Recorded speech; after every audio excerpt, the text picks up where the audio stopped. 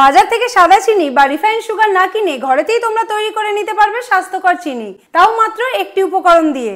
এই চিনি দিয়ে তোমরা কেক, বিস্কুট, মিষ্টি জাতীয় খাবার সবই তৈরি করতে পারবে। যারা চিনি খাও না বলে চিনি জাতীয় খাবার খেতে পারো না, তারা কোনো মতেই এই ভিডিওটা স্কিপ করবে না। তো চলো ভিডিওটা আরম্ভ করি, আশা করি তোমাদের ভালো লাগবে। চিনি বানাবার জন্য এখানে 250 গ্রাম শুকনো খেজুর নিয়ে নিয়েছি। তোমরা চাইলে বাজারে যে নর্মাল খেজুরটা পাওয়া যায় সেই খেজুরটাও নিতে পারো, কিন্তু আমি এখানে শুকনো খেজুরটা নিয়েছি এই কারণে এই খেজুর দিয়ে চিনি বানানোর প্রসেসটা খুব দ্রুত হবে। তোমরা এখানে যে কোনো খেজুরই ব্যবহার করতে পারো, সেক্ষেত্রে খেজুরটাকে একটু ভালো করে শুকিয়ে নিতে হবে। তবে যে খেজুরই ব্যবহার করা হোক না কেন, তাতে চিনির স্বাদের কোনো তারতম্য হবে না।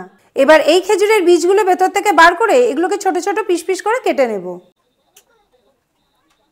এবার এই লম্বা খেজুরগুলোকে আবারও ছোট ছোট পিস পিস করে কেটে নিতে হবে। এইভাবে সব খেজুরগুলো কেটে নিই, তারপরে ফিরে আসছি।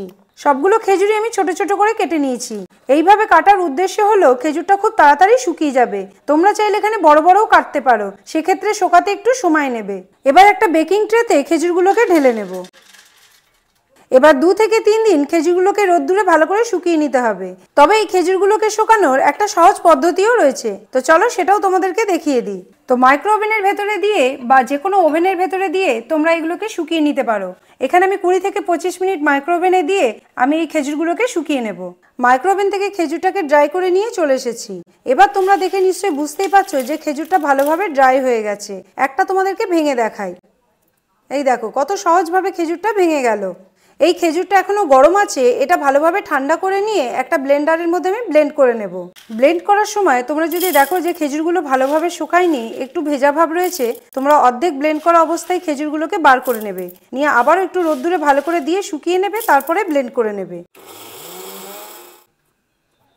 ড্রাই খেজুরটা গুঁড়ো হয়ে গেছে। এবার একটা ছাঁকনির সাহায্যে এটাকে চেলে নেব।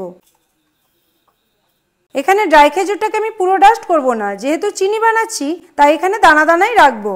আর বাকি যে অংশটা রয়েছে এটাকে আমি আবার ডাস্ট করে নেব। তৈরি হয়ে গেল স্বাস্থ্যকর খেজুরের চিনি। তোমরা দেখে বুঝতেই পারছো যে এই চিনিটা দেখতে কতটা সুন্দর হয়েছে। তোমরা দেখতেই পাচ্ছ এটা পুরো চিনির মতো দেখতে হয়েছে। তোমরা চাইলে এটাকে আরো ডাস্ট করে পাউডার সুগার হিসেবে ব্যবহার করতে পারো। যারা চিনি অ্যাভয়েড করো বলে মিষ্টি জাতীয় খাবারগুলো খেতে পারো না, তারা ঘরে এরকম চিনি বানিয়ে সব রকম মিষ্টি জাতীয় খাবারই খেতে পারবে। এই চিনিটাকে দেখতে একদম ব্রাউন সুগারের মতো লাগছে। প্রতিদিনের চা কফিতে তোমরা এই চিনিটা ব্যবহার করতে পারো। এছাড়াও তোমরা কেক, পেস্ট্রি, যে কোনো মিষ্টি জাতীয় খাবারে এই চিনিটা ব্যবহার করতে পারো। আর ডায়াবেটিস পেশেন্টদের জন্য এটা তো খুবই ভালো। তোমরা এই চিনিটাকে একটা কাচের কন্টেনারের মধ্যে রেখে সারা বছরই স্টোর করে রাখতে পারবে। তবে এই চিনিটাকে ড্রাই জায়গাতে রাখার চেষ্টা করবে। এর মধ্যে যদি ময়েশ্চার লেগে যায় তাহলে চিনিটা ডেলা পাকিয়ে যেতে পারে।